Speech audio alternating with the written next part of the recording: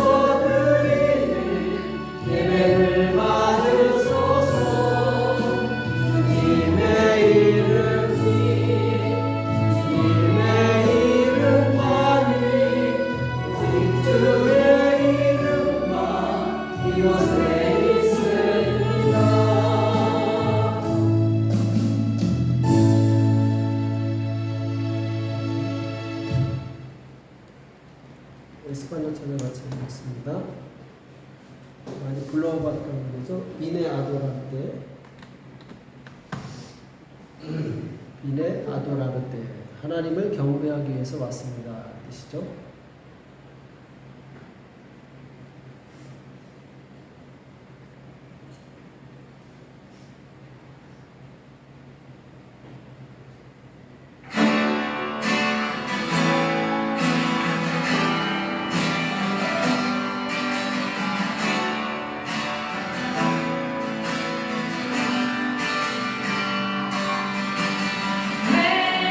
Esa luz que vive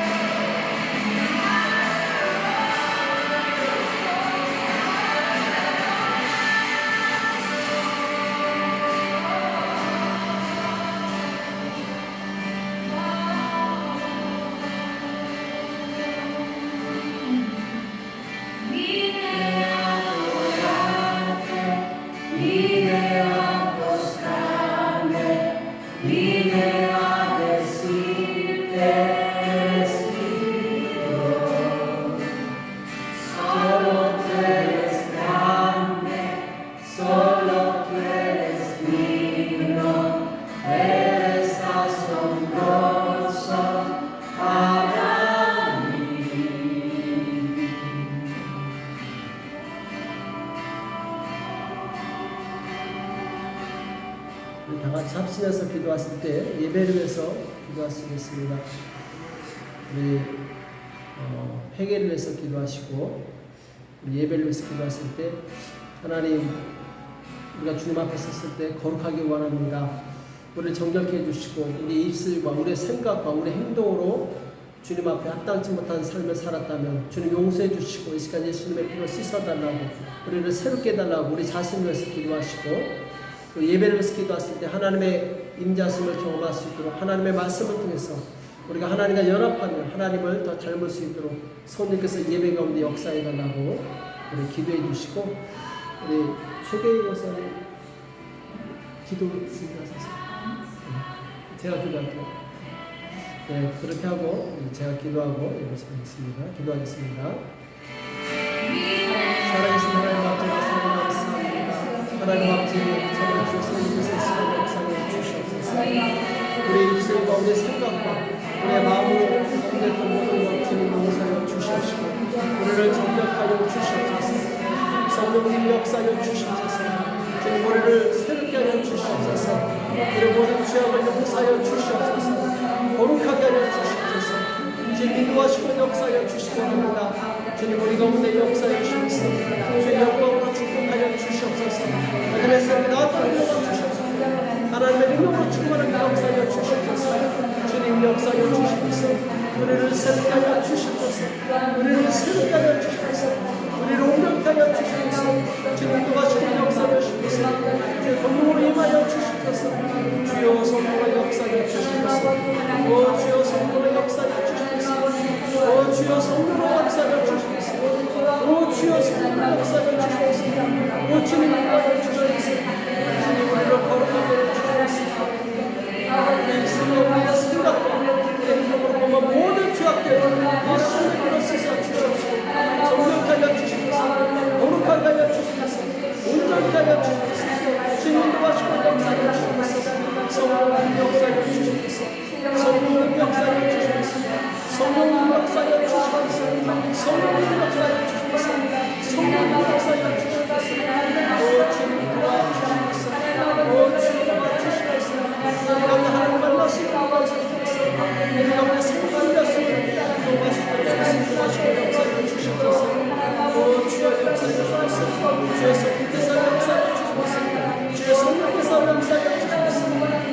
성령께서 역사하여 주시옵소서. 주여 성령께서 역사하여 주시옵소서. 주여 시간을 가운데 하여 주시옵소서. 우리에게 말씀하여 주시옵소서. 말씀을 집중하게 도와주십시오. 말씀을 우리 생각하실 때 주님 도와주시고 역사하여 주시옵소서. 주님 미쳐 우리의 힘과 능력 담대함을 주시옵소서. 주여 우리에게 담대함이 되면 주시옵소서. 성령님 역사하여 주시옵소서. 주님을 잡고 주님 도와주시옵소서. 주님 역사하여 주시옵소서.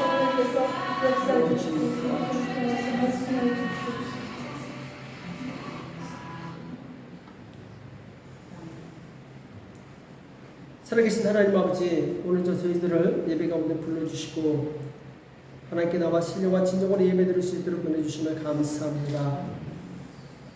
주님, 이 시간 하나님의 영광이 우리 가운데 임하기 원합니다.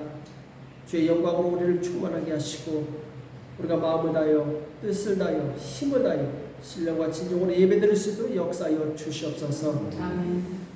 우리를 위해서 십자가에서 죽으시고 영원한 속죄를 이루어주신 우리 주 예수님께 감사와 찬송과 영광을 올려드립니다. 우리 주 예수님께 대한 그 믿음이 더욱더 견고해질 수 있도록 우리를 붙들어 주시옵소서. 아멘. 주님, 우리가 우리 입술로는 주님을 나의 주님으로 고백하면서도 주님의 뜻대로 살지 않았다면 용서하여 주시옵소서. 주님을 나의 왕으로 고백하면서도 주님을 나의 왕으로 모시지 않았던 것을 주님 용서하여 주시옵소서. 주님, 우리의 삶 가운데 주님 하나님 아는 지식이 우리 삶에 아버지 그대로 적용이 되게 도와주시옵시고 주님, 우리가 말뿐인 신앙이 아니라 삶을 통해서 우리의 신앙을 보여줄 수 있는 거룩한 성도들 다 될 수 있도록 역사하여 주시옵소서. 너희는 먼저 그의 나라와 그의 의를 구하라고 말씀하셨습니다. 주님, 우리 삶의 우선순위가 항상 하나님께 있게 도와주시옵시고 하나님을 가장 소중히 여기고 하나님에 대해 가장 우리의 마음을 아버지 힘쓸 수 있도록 역사하여 주시옵소서. 오늘도 예배 가운데 살아계신 하나님 만나기 원합니다. 우리에게 성령을 한량없이 부어주시옵소서. 예배 가운데 주의 영광이 가득하게 도와주시옵소서. 하나님 말씀을 들을 때 그 말씀이 우리 심리에 새겨지게 도와주시옵시고 그 말씀에 순종하고 아름다운 열매를 맺을 수 있도록 축복하여 주시옵소서. 이 시간 주님께서 함께해 주실 것을 믿고 감사하며 예수님의 이름으로 간절히 기도합니다. 아멘. 우리 주님 앞에 봉헌하는 시간 갖도록 하겠습니다.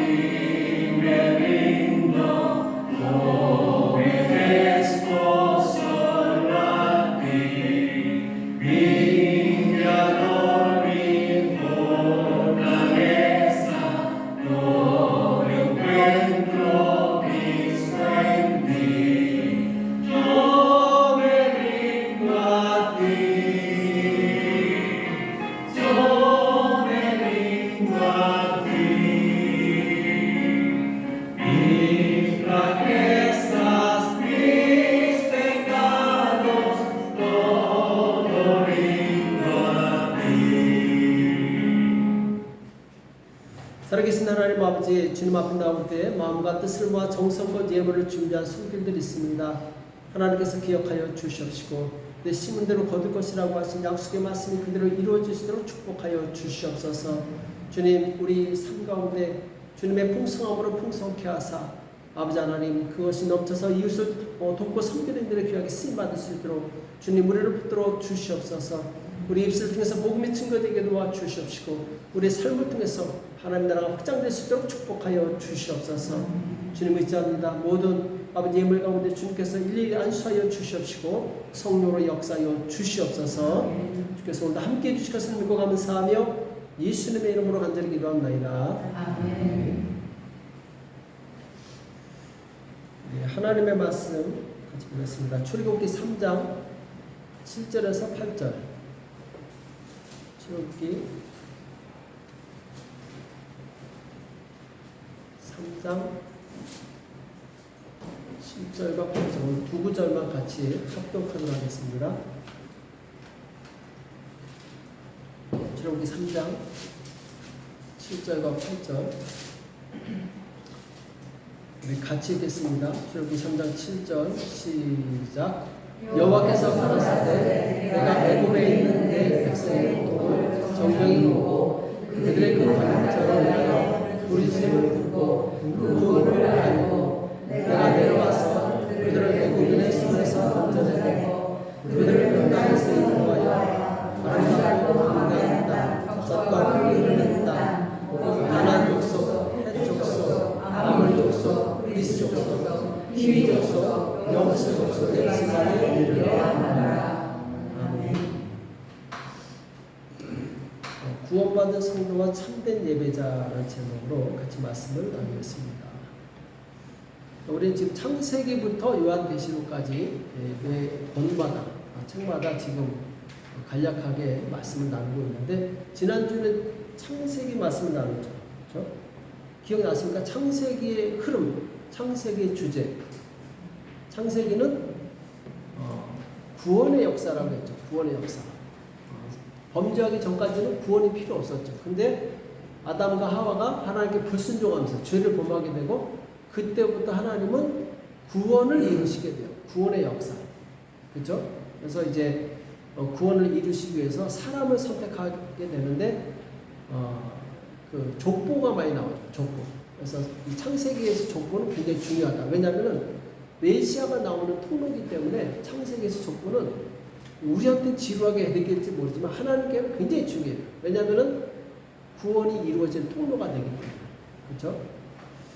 그래서 이제 창세기부터 구원의 역사, 그래서 아브라함과 이삭과 야곱의 이야기, 그리고 후손의 이야기 나오는데 그 후손을 통해서 하나님의 구원이 이루어지기 때문에 창세기가 이제 구원의 시작이라면은 이제 출애굽기는 뭡니까? 출애굽기는 하나님께서 어떻게 구원을 이루신가를 구체적으로 신뢰를 보여주는 게 출애굽기예요. 어떻게 하나님께서 이스라엘 백성을 구원하시는가 이걸 보여줌으로 인해서 훗날 하나님께서 죄인들을 어떻게 구원해내시는가 여기에 대한 이 예표가 바로 출애굽기죠. 그래서 말 그대로 출애굽기는 뭐죠? 출애굽기, 애굽에서 탈출한다 그런 뜻이죠. 자, 이 창세기하고 출애굽기가 이제 자연스럽게 이어지는데 그 간격이 있죠. 창세기 마지막에는 어떤 내용이었죠? 야곱이 죽고 또 요셉도 죽고 요셉이 죽으면서 내 유고를 나중에 가나안 땅에 묻어놔라. 야곱이 죽었을 때는 이제 가나안 땅에 묻었지만 요셉은 이제 후손들에게 나중에 이 애굽에서 나갈 때 내 유고를 묻어놔라 이렇게 부탁을 하죠. 그리고 나서 몇 년이 지납니까? 430년이 지나요. 400년이. 그래서 출애굽기와 창세기와 출애굽기 사이는 이 간격이 있죠. 430년의 간격이 있는데, 이제 이스라엘 민족이 이제 고센 땅에서 엄청나게 성장을 해요. 어마어마하게 불어납니다. 왜냐하면 민족을 이루어야 되기 때문에. 하나님을 섬기는 민족을, 나라를 이루어야 되기 때문에 이제 문제가 생깁니다. 애굽 왕 바로가 바뀌게 되죠. 이제 시간이 많이 지났기 때문에 새로운 왕이 왕이 됐는데 요셉을 알지 못해요. 그래서 이스라엘 민족이 막 급성장하는 걸 경계합니다. 두려워하죠. 핍박을 해요. 막 건축물을 고되게 하고 아주 이 아침부터 밤 늦게까지 고된 교육을 시키고 그럼에도 불구하고 이스라엘 민족이 계속 성장하는 거예요. 나중에는 어떻게 합니까? 바로 왕이 아들은 다 애굽 하수에 던져버려요. 아들이 없으면 이제 대가 끊어지니까. 마귀의 방해죠. 하나님의 역사를 끊게 하기, 구원의 역사를 끊기 위한 마귀의 방해였죠. 자, 그때 이제 하나님께서 이제 모세를 보내셔가지고 구체적으로 하나님의 구원을 이루어 가시는 것이 이제 출애굽기의 내용이죠. 출애굽기를 보면은 5가지 부분으로 나눌 수 있어요. 우리 출애굽기 다 읽으셨죠? 우리 성경 진도표대로라면은 지금 출애굽기 다 읽고 레위기를 읽고 있어야 돼요. 그렇죠? 우리 출애굽기 보면은 5가지 부분으로 되어 있는데 첫 번째 부분은 출애굽기 1장과 2장이에요. 1장과 2장은 어떤 내용이 나오죠? 출애굽기 1장과 2장에 보면은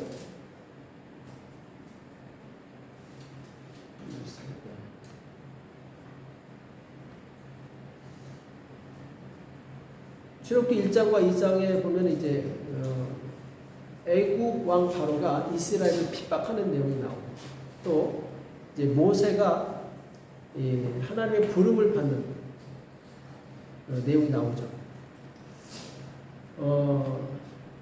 오늘 7절 말씀 보면은 여호와께서 가라사대 내가 애굽에 있는 내 백성의 고통을 정령히 보고 그들이 그 간역자로 인하여 부르짖음을 듣고 그 우고를 알고. 그러니까 너무 핍박이 심하고 너무 삶이 고단하니까 이스라엘 백성이 견디다 못해 부르짖기 시작하는 거예요. 하나님 제발 좀 도와달라. 이 백성의 이 고통을 하나님께서 보십니다. 그리고 그들이 부르짖는 소리를 하나님이 들으세요. 그리고 그 우고를 알았어요. 그 다음에 또 뭡니까? 내가 내려와서 그들을 애굽인의 손에서 건져내고 그들을 그 땅에서 인도하여 아름답고 광대한 땅, 곧 적과 꿀이 흐르는 땅, 곧 가나안 족속, 헷 족속, 아모리 족속, 그리스 족속, 히 족속, 여부 족속의 지방에 이르라노라. 하나님께서 그 조상과 맺었던, 아브라함과 맺었던 언약을 기억하시고 이 민족을 내가 구원해야 되겠다. 이렇게 약속하시는 내용이죠. 그러니까 하나님의 약속은 벌써 지금 430년이 지났는데 이제 이루어지기 시작하는 거예요. 이게 이루어질 때 역시 기도가 필요합니다. 하나님께서는 하나님의 백성의 기도를 듣기 원하세요. 하나님이 다 기억하고 계시죠. 알고 계시죠. 그러나 이스라엘 백성이 기도했을 때 하나님께서는 그 약속을 기억하사 응답하십니다.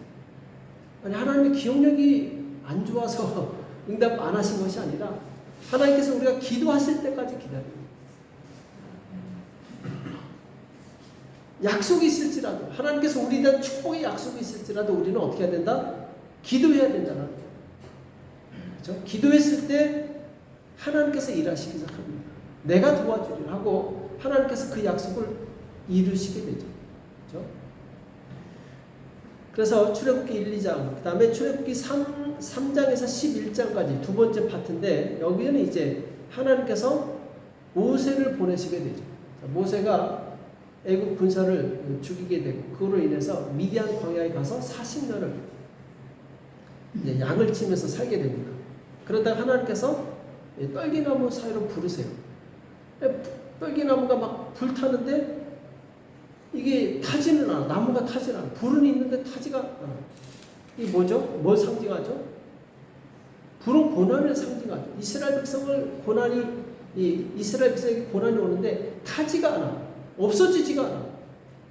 이 말은 이스라엘 백성에게 큰 고난이 있지만 하나님께서 그들을 보호하신다라는 거예요. 이스라엘 백성이 애굽 땅에서 그토록 많은 고통을 받고 있지만 하나님께서 그들을 태워버리지 않는다는 거예요. 계속 지키고 계시다는 거예요. 우리 인생에 많은 고난이 있지만 하나님은 우리를 태워버리지 않으세요. 지켜주시는 거예요. 보호하시는 거예요. 그렇죠? 근데 하나님께서는 이 땅에서 일하실 때 반드시 하나님의 대행자, 곧 사람 대행자를 통해서 일하세요. 그러니까 하나님 직접 일하실 수 있잖아요. 천사도 얼마나 많습니까? 천사가 와서 그냥 한번 일하면 뭐 여러 번 일할 필요가 없죠. 그냥 단번에 끝나죠. 그럼에도 불구하고 하나님은 사람을 통해서 일하신다. 사람을 통해서 일하신다. 자, 그만큼 하나님께서 우리 사람을 사랑하신다라는 거예요. 우리 신뢰하시고 우리와 함께 일하기를 원하신다라는 거예요. 이게 하나님께서 우리를 너무나도 사랑하시고 그리고 너무 가까이 하기 원하시는 하나님의 마음이 있는 거죠. 그리고 하나님께서는 하나님의 일을 대행하는 사람에게 권세와 능력을 주십니다.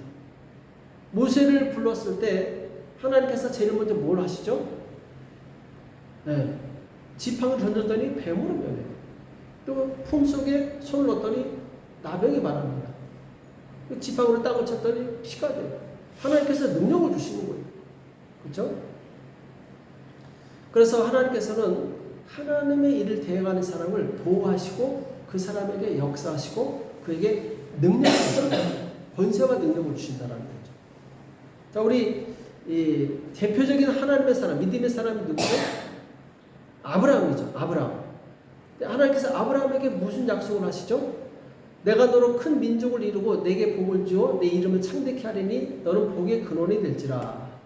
너를 축복하는 자에게 내가 복을 내리고 너를 저주하는 자에게 내가 저주하리니 땅의 모든 족속이 너를 인하여 복을 얻을 것이라 신지라. 아멘. 그러니까 하나님께서는 아브라함을 부르실 때 아브라함에게 바로 그런 권세를 주신 거예요. 너 복 주는 사람에게 내가 복을 줄 거야. 너 저주한 사람 내가 저주해 버릴 거야. 하나님께서 그 사람의 완벽한 보호자가 되신다. 아멘. 참 감사한 일이에요. 우리가 이 땅에서 가장 축복된 일은 하나님께 쓰임받는 일이에요. 왜냐하면 하나님께 쓰임받는 사람은 하나님께서 반드시 100% 그 사람을 책임지세요. 그렇죠?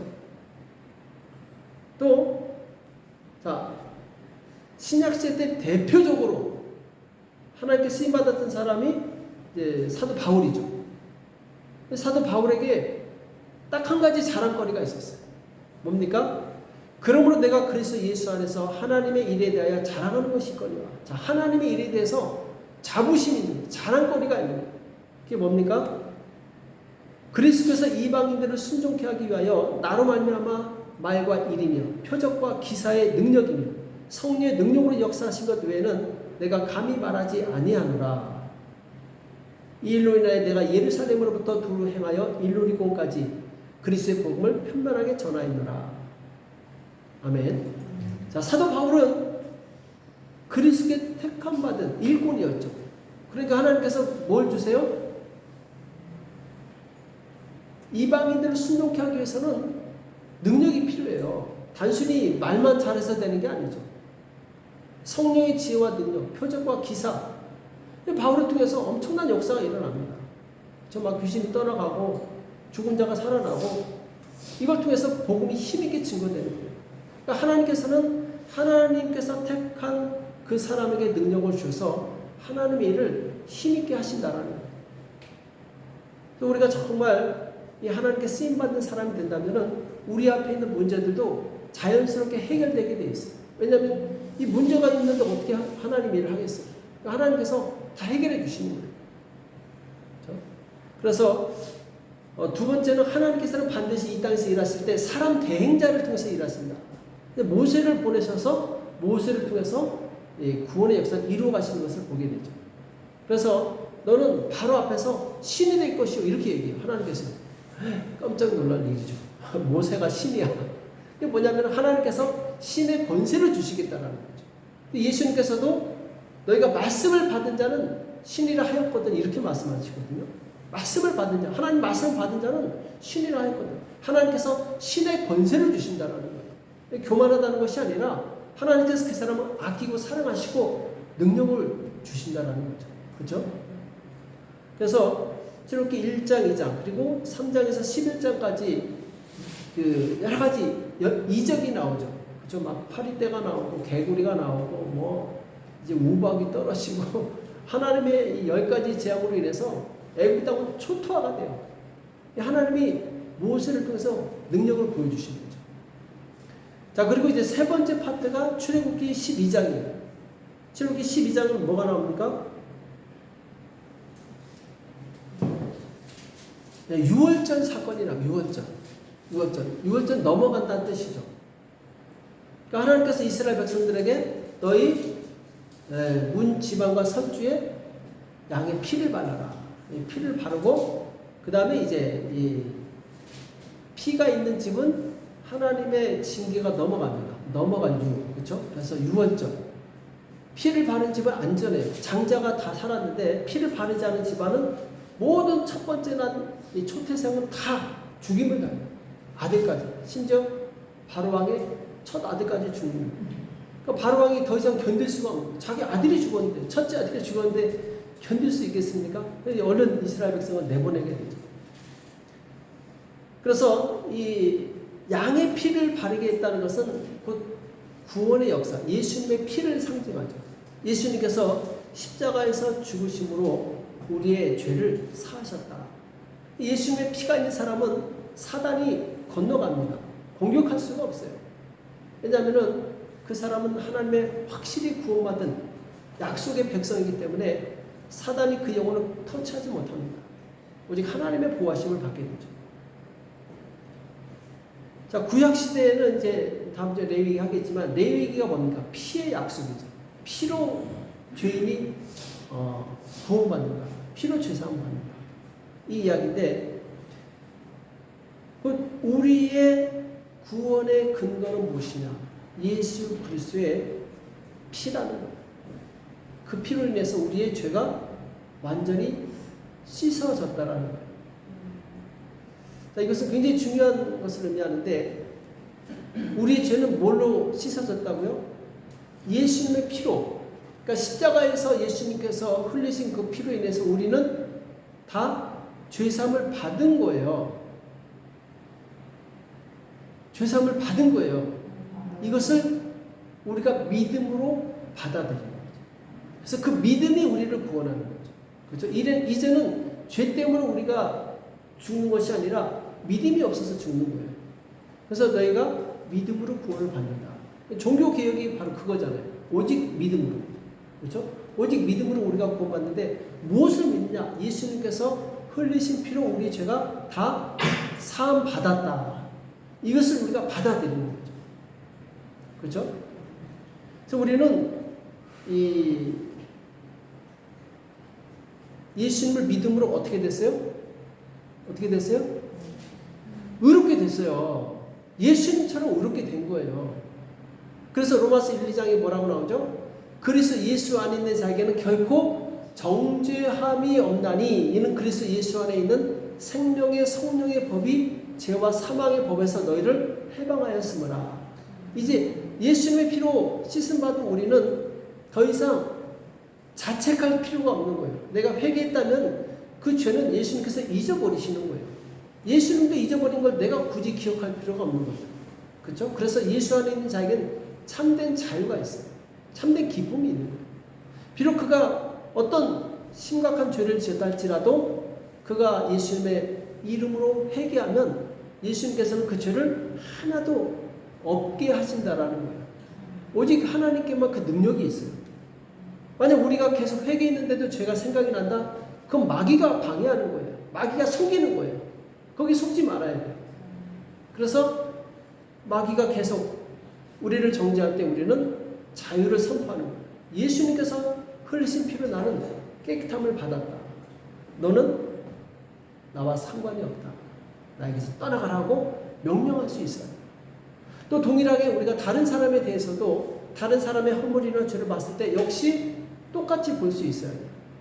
하나님의 그 어린 양, 예수님의 피로 구원받은 죄 씻음을 받은 성도들이기 때문에 우리가 함부로 정죄해서는 안 된다는 거죠. 그것은 이제 그 사람이 만약 죄를 지었으면 그 사람이 하나님과 회개해서 해결을 봐야 돼요. 그래서 우리는 이제 하나님께 대해서 굉장히 민감해야 돼요. 근데 다른 사람의 일에 대해서는 둔해져야 돼요. 이해가 되십니까? 하나님에 대해서는 굉장히 우리가 민감해야 돼요. 하나님 앞에서 내가 어떤 죄를 지었는가 여기에 대해서 굉장히 민감할 필요가 있어요. 왜? 그것은 내 인생과 관련된 거기 때문에. 그래서 그 죄에 대해서 우리가 철저히 회개하고 하나님 앞에서 깨끗하게 살면 하나님께서 복 주시고 능력 주시는 거예요. 근데 다른 사람에 대해서는 그건 하나님과 그 사람의 문제예요. 내가 깊이 관여할 필요가 없는 거예요. 대신에 기도해 주는 거예요. 하나님 저 사람을 축복하소서. 저 사람 죄를 깨닫고 하나님 앞에 바로 설 수 있도록 도와주십시오. 여기까지예요. 그 선을 넘으면 안 돼요. 그 다음에 하나님이 일하시게 되는 거죠. 그렇죠? 그래서 우리는 항상 이 예수님의 이 피에 대해서 잘 기억을 할 필요가 있어요. 왜냐하면 사단은 자꾸 이것을 공격해요. 우리 죄를 공격한다는 거죠.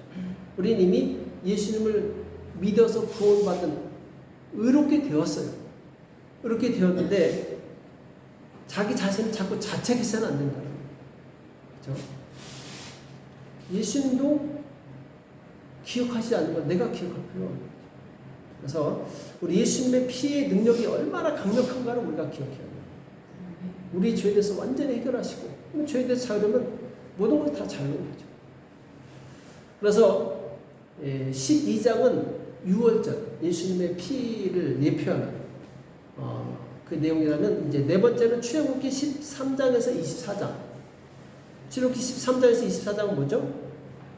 광야로 들어가게 되죠. 홍해를 건너서 광야로 들어가게 되고, 광야에서 이제 막 물이 없어서 힘들어하고 먹을 것이 없어서 힘들어하고 막 이제 그런 내용들이 나오죠. 그리고 이제 시내산까지 가는. 여기서 이제 제일 먼저 출애굽을 나올 때 13장과 14장에서는 이제 홍해를 건너는 내용이 나오는데, 이때 이스라엘 백성은 물 사이로, 물이 벽으로 세워지고 그 사이로 건넜는데, 애굽 군대는 어떻게 되죠? 물에 수장되죠. 자, 이 홍해를 건너간 사건을 사도 바울은 뭐라고 얘기하죠? 세례다라고 얘기하죠. 물 사이를 지나갔어요. 그렇죠? 세례다. 그래서 세례가 무슨 의미입니까? 세례는 옛사람이 죽고, 그리고 예수님과 더불어 거듭난 새 사람이 사는, 곧 우리가 예수님과 연합하는 것을 의미하죠. 세례는 예수님과 연합하는 걸 의미해요. 예수님과 함께 죽고 예수님과 함께 사는 것. 그렇죠? 그래서 이제 예수님 그 세례를 받았으면 이전 곳에 대해서 장사 지내야 돼요. 이전에 내가 즐기던 쾌락과, 그리고 이전에 내가 은밀히 즐기던 모든 지역들을 다 물속에 수장시켜야 돼요. 바다에 던져버려야 돼요. 그리고 이제는 예수님과 더불어서 거룩하고 의롭고 신실하고 진실하게 살아가는 거죠. 세상에 대한 욕심과 정욕과 거짓된 자아를 다 버리고 이제 예수님을 닮아서 점점 우리가 거룩하게 되어지는 삶, 이것이 바로 세례죠. 그래서 예수님께서도 제자들에게 뭐라고 말씀하셨죠? 신앙생활, 나를 따라오려면 가장 기초적인 게 있다. 그게 뭡니까? 자기를 부인하고 자기 십자가를 지고 나를 따르라. 자기를 부인하고 자기 십자가를 지고 따르라. 그러니까 이 자기 부인이 되지 않으면은 아무리 신앙생활을 오래 해도 변화되지 않아요. 결정적인 순간에 자기 자아가 확 드러나는 거예요.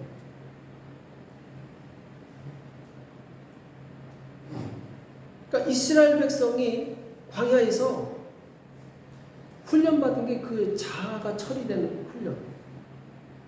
그렇죠? 자기 부인에 대한 훈련. 자아가 살아있어요. 조금만 불편하면 막 성질내고 화내고. 이 자아가 살아있으니까 그렇거든요. 하나님께서 왜 광야로 인도하셨느냐? 광야는 고난을 상징하죠.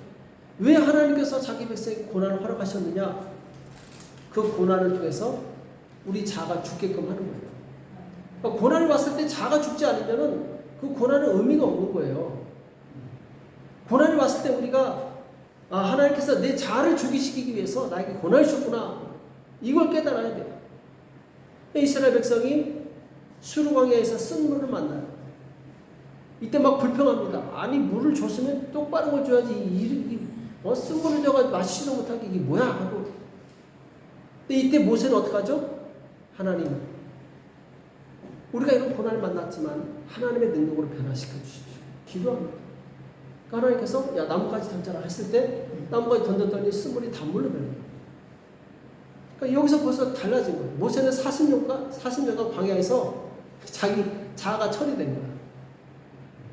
그 혈기 많던 사람이 온유한 사람이 된 거야. 이스라엘 백성 아직도 자아가 충만해서 무슨 문제만 생기면 자꾸 성질냅니다. 우리에게 항상 문제가 따라오지 않습니까? 우리 인생에 문제 없는 사람이 어디가 있어요? 건강의 문제, 경제의 문제, 가족의 문제, 여러 가지 문제가 있는데, 자, 그 문제를 만났을 때 우리는 어떻게 반응하느냐? 어떻게 반응하느냐? 여기 이제 자기 부인이 필요한 거예요. 하나님 인정하고, 하나님을 따라갔을 때, 받아들였을 때, 또 르비딘 광야에서 이스라엘이 누구를 만나게 되죠? 아말렉 족속을 만나요. 아말렉 족속을 만나서 싸우게 돼요. 가는데 사람들이 방해한단 말이에요. 우리 인생에 또 아주 힘든 부분이 뭐냐면 사람과의 관계. 자꾸 사람이 나를 힘들게 해요. 아주 저 사람만 없으면 편하겠는데 자꾸 사람이 나를 힘들게 해요. 자, 근데 우리는 어떻게 하는 거예요? 역시 내려놓음이 필요한 거예요. 자기 부인이 필요한 거예요. 하나님께 기도하고 내 자아를 처리하는 거예요. 그래서 누구나 우리는 광야를 만나게 되는데 이 광야에서 내가 어떻게 행동하느냐에 따라서 광야가 축복으로 끝날 수 있고 저주로 끝날 수 있어요. 여호수아하고 갈렙은 이 광야를 만났을 때 축복의 기회로 삼는 거예요. 그러나 이스라엘 백성은 끊임없이 불평하고 원망으로 인해서 가나안 땅에 들어가지 못합니다. 그렇죠? 여호수아와 갈렙만 들어가는 거예요. 나머지는 못 들어갔어요. 왜? 결국 그들은 자아가 처리되지 않았어요. 자꾸 원망하고 불평하고. 하나님 귀에 들린 거예요. 하나님도 오래 참으시지만 참는데 한도가 있으신 거예요. 결국 하나님께서 이스라엘 백성을 가나안 땅에 못 들어가게 하십니다. 또 출애굽기 18장에서는 이제 모세가 혼자서 재판하는 내용이 나오죠. 수많은 사람들이 줄지어가지고 그 땡볕에 모세한테 재판 받으려고 서 있는 거예요. 그러니까 모세의 장인 이드로가 가만히 보니까 와, 이게 너무 힘든 것 같아요. 오늘날처럼 병원이 있고 에어컨이 있는 것도 아니고 그 땡볕에 모세도 힘들고 백성들도 힘들고. 모세한테 그러죠. 아니, 지혜롭고 하나님을 경외하는 사람을 세워서 당신의 일을 분담시키라. 오, 좋은 생각이라. 그래서 천부장, 백부장, 50부장, 10부장을 세워서 분담을 시켜요. 그러니까 모세도 편하고 백성들도 너무 좋은 거예요. 그렇죠? 아주 중대한 것만 모세한테 가고 그렇지 않은 거는 다 이제 쉽게 말해서 모세의 동역자들이죠. 천부장, 백부장, 50부장, 10부장.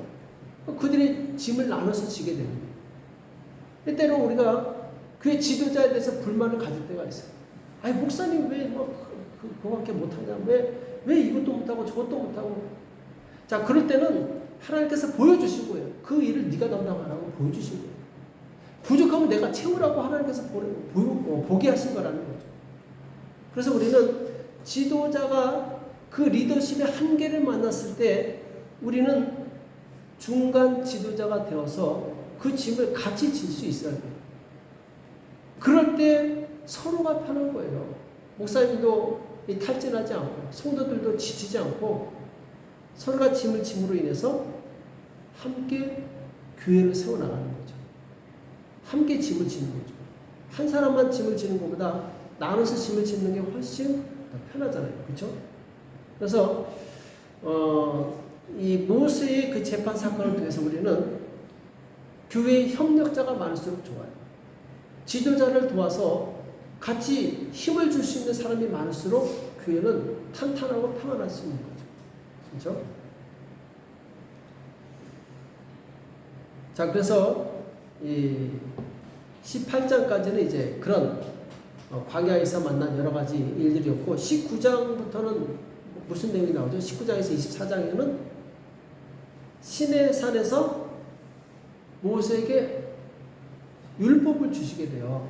하나님이 준비한 그 돌판 2개에다가 이제 십계명을 다 새겨주시게 되죠. 그렇죠? 이 하나님께서 이스라엘 백성에게 돌판을 주신 이유가 무엇인가? 십계명을 주신 이유가 무엇인가? 율법을 주신 이유가 무엇인가? 이것은 삶의 기준이에요. 하나님의 말씀, 그 율법은 이스라엘 백성의 삶의 기준이라는 거예요. 그러니까 뭐든지 사람은 기준이 있어야 돼요. 이 기준이 없는 사람은 방황하게 되고 방탕한 삶을 살게 돼 있어요. 그 기준이 있어야 돼요. 그 기준이 뭐냐? 율법이라는 거예요.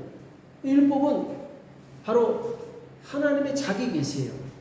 하나님의 성품을 보여주는 거예요. 하나님의 사상과 가치와 기준과 원칙을 율법에 담아서 이스라엘 백성에게 주신 거예요. 그래서 이 시내산 언약은 말 그대로 쌍방간의 언약이에요. 자, 그동안 이 시내산까지 오기까지는 하나님께서 일방적으로 이스라엘 백성에게 이적을 베풀어서 끌고 오셨어요. 근데 이제부터는 하나님께서 이스라엘 백성에게 뭘 주세요? 율법을 주시면서 야, 이제부터 일방 아니야. 이제 너희도 성숙할 만큼 성숙했어. 나를 알 만큼 알아. 이제는 동등하게 인격적인 관계를 만나자. 이렇게 나오는 거예요. 우리가 어렸을 때 애들을 일방적으로 키우잖아요. 그렇죠? 저도 어렸을 때 제일 싫어했던 게 어머니가 막 떼수건으로 팍팍 문질러 왜 이렇게 더러워하면서 막 아파 죽겠는데 어렸을 때는 이제 부모가 하자는 대로 다 따라와요. 근데 나중에 성장이 되면 부모와 인격적인 관계를 맺고 교제하고 아픔도 슬픔도 기쁨도 나누고 교통하는 관계가 돼요. 마찬가지로 이 시내산 언약은 하나님께서 이스라엘 백성과 인격적인 만남을 갖기 원하는 거예요. 이제 더 이상 너는 나한테 끌려오는 것이 아니라 너도 너의 의지를 가지고 하나님께 나와라. 약속을 주신 거예요. 이스라엘 백성이 약속을 지킴으로 말씀에 순종함으로 인해서 하나님과 교통하는 인격적인 관계가 되는 거죠. 우리가 예수님 믿을 때 우리가 정말 믿음이 성장했다면 이제부터는 자발적으로 움직이게 돼 있어요. 그동안은 막 억지로 하나님이 나오라고 하니까 억지로 끌려 나오고 또 전도한 사람이 억지로 나오라니까 오고 이랬는데 나중에 정말 예수님 만나게 되면 그다음부터는 나오지 말라고 해도 나오게 되고 발로 차도 들어오게 돼 있고 왜? 예수님 만났기 때문에 내가 자발적으로 움직이는 거죠. 그렇죠? 내가 기쁨으로 신앙생활 하는 거죠. 우리는 어린아이 신앙을 버리고 이제는 하나님과 적극적으로 1대1의 인격적인 관계로서 하나님께 나와야 돼요. 그렇죠? 이 성숙한 성도의 모습이죠. 그래서 하나님께서 이제 율법의 기준, 삶의 기준, 하나님의 백성은 이렇게 살아야 된다. 율법을 주시고 그 다음에 25장부터 끝장 40장까지는 어떤 내용이 나오죠? 율법을 주신 다음에 갑자기 또 하나님께서 성막을 만들어라 이렇게 말씀하세요. 25장부터 40장 어마어마한 양, 굉장히 많은 분량을 성막에 할애하게 돼요. 성막. 그러니까 아마 이스라엘 그 모세가 시내산에서 40일 동안 있으면서 하나님께서는 율법을 주시고 또 성막을 아주 구체적으로 보여주셨던 것 같아요. 그래서 내가 너에게 보인 식양대로 너는 성막을 만들라 이렇게 말씀하셨거든요. 그래서 모세가 성막을 건축하게 되는데 자, 왜 하나님은 율법으로 끝나지 않고 성막까지 만들게 하셨을까? 왜 그랬을까요? 예? 율법을 지킬 수 없는 사람을 위해서요? 예, 율법을 범한 사람을 위해서 속죄하는 역할도 하죠, 성막이. 근데 궁극적인 목적은 뭐냐면은 성막은 하나님의 임재를 상징하는 것이에요. 출애굽기 마지막 장에 보면은 하나님의 영광이 성막이 가득해서 모세조차도 들어갈 수 없어요. 모든 백성이 그 앞에 무릎을 꿇는 역사가 나타납니다. 그러니까 성막은 무엇을 상징하느냐? 하나님의 임재, 하나님께 예배하는 백성에게 임재하시는 하나님의 역사, 하나님의 영광, 그렇죠? 그래서 이스라엘 백성은 성막에서 하나님께 제사를 드려요. 구약의 제사는 신약의 예배를 상징합니다. 그렇죠? 그러니까 성막에서 드린 예배를 통해서 성도는 자신의 가치관과 인생의 목표가 바뀌게 돼 있어요. 그래서 예배를 통해서 우리는 하나님을 어둠으로 모시는 예배 중심의 삶을 사는 사람으로 변화된다는 거죠. 그래서 우리가 예배 나올 때 그냥 시간 됐으니까 예배 나오고 이게 아니에요. 예배 가운데 하나님의 임재가 있어요. 하나님의 말씀이 선포되는 곳에 하나님께서 역사하십니다. 지금 성령께서 이곳 가운데 임재하고 계세요. 역사하고 계세요. 그렇다면은 그 임재를 통해서 하나님께서 무엇을 우리에게 요구하신가? 우리 삶의 변화인데 그것은 곧 하나님 중심의 삶으로 우리가 변화되는 거예요. 그동안 내 중심으로, 내 이기적인 내 생각대로 살았다면 이제는 예배를 통해서 우리는 계속해서 하나님 중심으로 우리의 마인드와 생각이, 사상이 자꾸 바뀌어져 가야 돼요.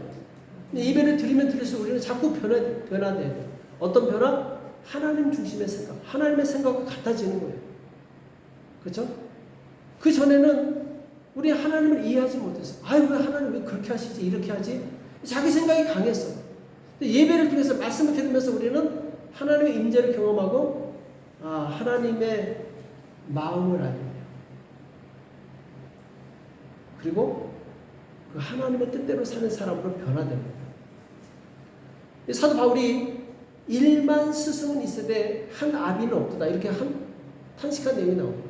나는 너희에게 아비로서. 그러니까 스승은 지식을 전달하는 사람이지만 아비는 사랑을 전달하는 사람이에요. 그러니까 우리가 지식만 들어서는 선생밖에 못 돼요. 지식 속에 들어있는 하나님의 마음을 우리가 깨달을 수 있어요. 그럼 그 사람은 온전한 그리스도인이 되는 거예요. 우리가 예배를 통해서 지식은 많이 듣지만 이 지식이 사람을 변화시키는 게 아니에요. 오히려 지식은 사람을 교만하게 만들 수 있어요.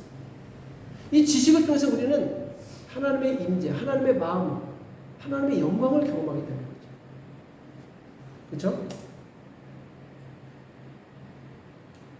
이 컴퓨터가 꺼져서 그런데 제가 출애굽기 40장 33절부터 읽어드릴게요. 출애굽기 40장 33절부터 38절까지인데 그가 또 성막과 단 사면 뜰에 포장을 치고 제가 한번 보여드릴게요.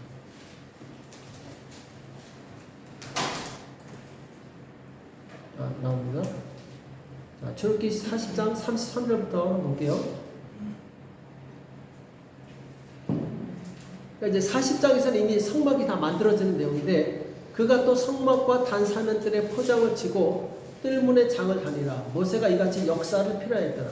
역사를 필요했다. 이 말은 성막을 다 만들었다는 얘기죠. 그 후에 구름이 회막에 덮이고, 그러니까 성막, 회막 다 똑같은 말이에요.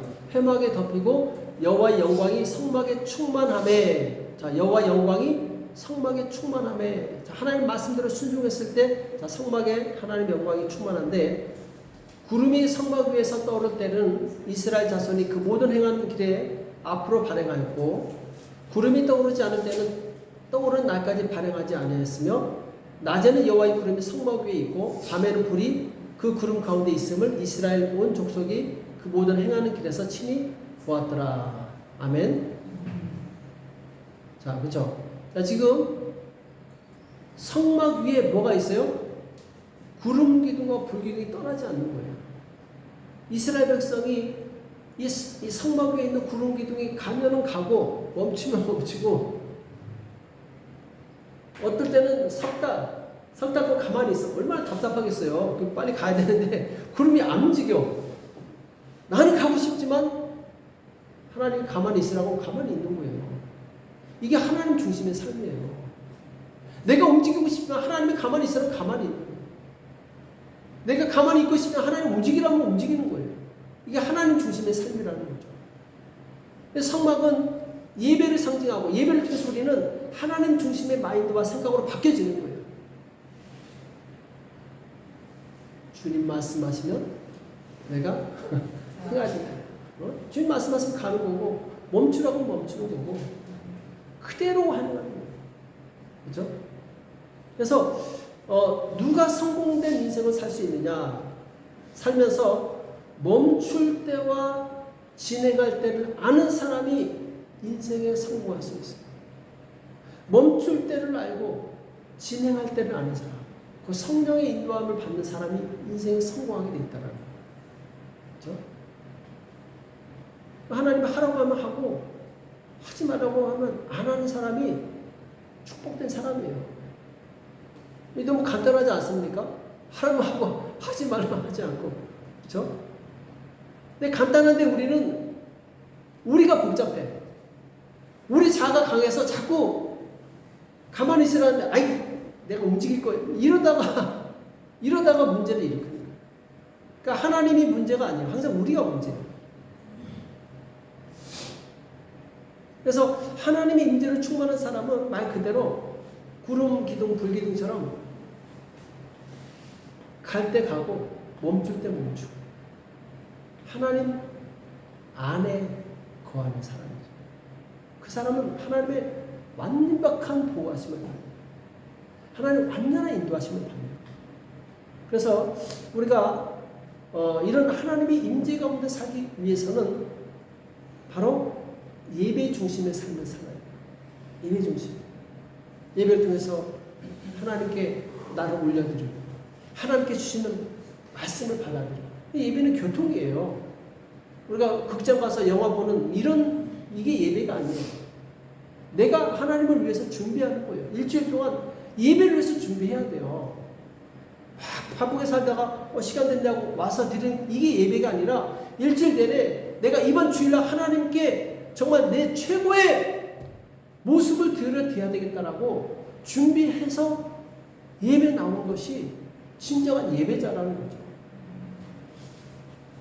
그 예배의 주인공은 우리가 돼야 돼요. 가만히 앉아가지고 이것이 아니라 내 마음으로 정말 주님 앞에 드리고 예물도 정성껏 준비하고 그리고 기도도 준비하고 또 말씀도 묵상하고 하나님 앞에 거룩한 나의 삶, 죄를 회개하고 그래서 마치 우리가 이 주님 오셨을 때 그 주님 앞에 설 때 그 모습을 평상시에 훈련하는 거예요. 평상시 예배를 통해서 주님이 오셨다라고 생각하고 평상시에 훈련하는 게 예배라는 거죠. 자, 우리 출애굽기 5장 1절에 보면은 이런 말씀이 나와요.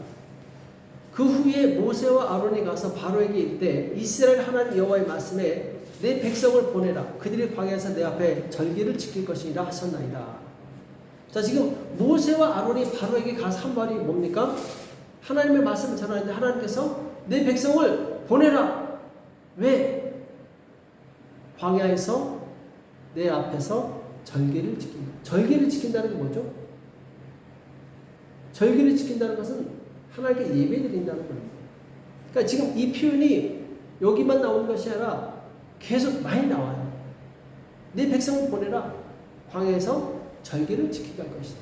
그러니까 하나님께서 이스라엘 백성을 구원해내신 궁극적인 목적이 뭐예요? 예배 공동체. 맞아요. 예배 공동체를 위해서 건지신 거예요.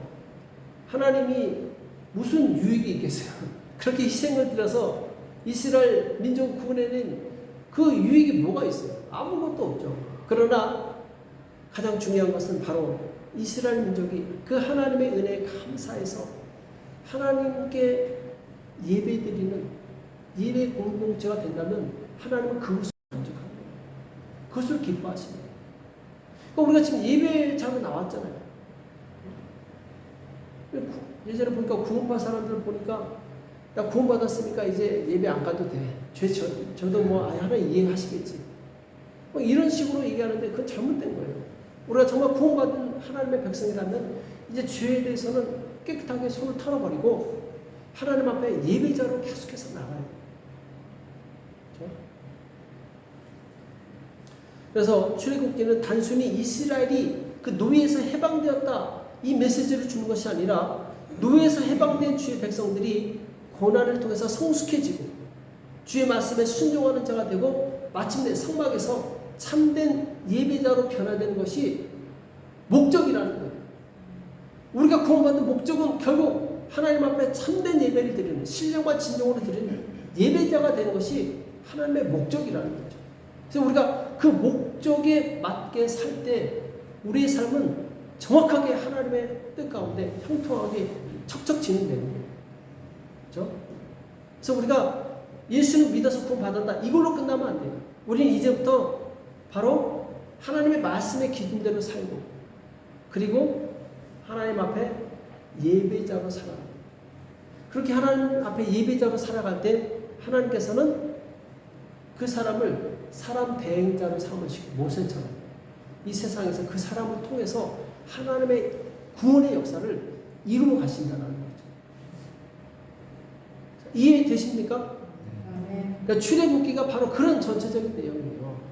하나님께서 그 능력으로 구원해내시지만 그걸로 끝나지 않고 우리가 이 말씀을 기준으로 삼아서 그 말씀대로 살아가면서 이 하나님의 사상과 철학 같이 공유하게 되는 하나님의 마음을 같이 갖게 되고 그 마음을 알아서 예배자로 그 하이라이트가 예배라는 거예요. 우리 예배는 굉장히 소중한 거예요.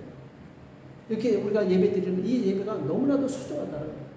하나님께서 이 예배를 위해서 우리를 부르셨다라는 거예요. 얼마나 예배가 소중한 것입니다. 얼마나 하나님께서 기쁘게 예배를 보고 계시겠어요. 그래서 우리는 이 예배가 정말 얼마나 중요한지 깨닫고 예배 중심의 삶을 사시기를 예수님으로 축복합니다. 아멘. 기도하겠습니다. 우리 합심해서 기도했을 때 하나님 예배를 통해서 우리의 삶이 변화되기 원합니다. 그동안 가지고 있던 내 중심의 세상 철학과 사상들 다 버리게 도와주시옵시고 이제는 하나님의 말씀의 기준이 되어서 내가 예배자로 살아갈 수 있도록 하나님 우리를 변화시켜 달라고 하나님 우리 가운데 역사해 달라고 우리의 삶이 정말 주님 앞에서 변화된 삶 하나님 기쁘시게 하는 삶 하나님 중심의 삶을 살 수 있도록 도와달라고 이 시간 합심해서 같이 기도하겠습니다. 살아계신 하나님 아버지 여호와 사랑에 감사합니다. 주님 사랑하는 주의 백성들 주님 앞에 나와서 축복하여 주시옵시고 이제 내 삶과 내 세상과 아버지 내 사상 철학 모든 내 생각들 다 내려놓게 도와주시옵시고 오직 하나님 기준의 삶을 살아갈 수 있도록 주님 인도하시고 역사하여 주시옵소서. 주님을 의지합니다. 우리가 예배자로 살아갈 수 있도록 역사하여 주시옵소서. 우리가 구원받은 것이 끝이 아니라 궁극적으로 하나님 앞에 예배자로 서는 것이 아버지 궁극적인 하나님의 목적임을 우리가 깨닫게 도와주시옵시고 아버지 예배자로서의 삶을 충실히 살아나갈 수 있도록 우리를 붙들어 주시고 역사하여 주시옵소서. 주님 우리를 방해하는 악한 등들 나사로 예수님을 나타나게 도와주시옵시고 우리의 아버지 삶의 본질과 목적을 아버지 잊어버리지 않게 도와주시옵시고 하나님께서 기뻐하시는 그 삶을 살 수 있도록 주님 인도하시고 역사하여 주시옵소서. 주님 의지합니다. 주님 도와주시옵소서. 성령으로 축복하여 주시옵소서. 주님의 마음을 가질 수 있도록 주님 인도하시고 역사하여 주시옵소서. 주님 감사합니다. 우리 삶의 주님 중심의 삶으로 아버지 바뀔 수 있도록 도와주시옵소서. 먼저 그의 나라와 그 일을 구하는 삶으로 온전히 바뀔 수 있도록 주여 성령으로 역사하시고 축복하여 주시옵소서. 살아계신 하나님 아버지 오늘도 우리에게 말씀하여 주심을 감사합니다. 주님 우리가 하나님의 그 놀라우신 은혜로 구원받는 백성임을 고백합니다. 예수 그리스도의 그 희생의 공로를 우리가 믿습니다. 예수님의 피로 우리가 깨끗하게 죄사함을 받았음을 우리가 믿습니다. 하나님 감사합니다. 예수 그리스도의 그 놀라우신 그 은혜를 우리가 믿고 따르며 주님 왕으로서 섬기며 살 수 있도록 축복하여 주시옵소서. 주님 그동안 내 중심으로 살았다면 용서하여 주시옵시고 이제 하나님 중심으로 살 수 있도록 도와주시옵소서. 하나님의 말씀이 내 삶의 중심에 되게 도와주시옵시고 내 사상과 철학을 온전히 하나님의 말씀으로 대체하게 도와주시오며 주님 하나님과 인격적인 교제를 통해서 하나님과 날마다 주님 예배자로 살아갈 수 있도록 축복하여 주시옵소서. 주님의 임재가 우리 삶 가운데 충만하게 도와주시옵소서. 교회뿐만 아니라 우리가 살아가는 모든 가정과 사업과 모든 일터 위에 하나님의 임재를 경험할 수 있도록 살아가는 모든 성도들에게 역사하여 주시옵소서. 주님 방해나 간들 나사로 예수님의 이름으로 다 떠나가게 도와주시옵시고 우리가 거룩한 하나님의 백성으로서 정체성을 가지고 담대하게 살아갈 수 있도록 우리 모두를 축복하여 주시옵소서. 이제는 우리 주 예수 그리스도의 은혜와 하나님 아버지 극진하신 사랑하심과 성령님의 교통 역사 인도하심이 진실로 하나님 중심의 삶으로 살아가는 복된 성도들 머리 위에 교회 위에 이제부터 영원토록 함께 있을지어다. 아멘. 우리 하나님께 영광 말씀드리겠습니다.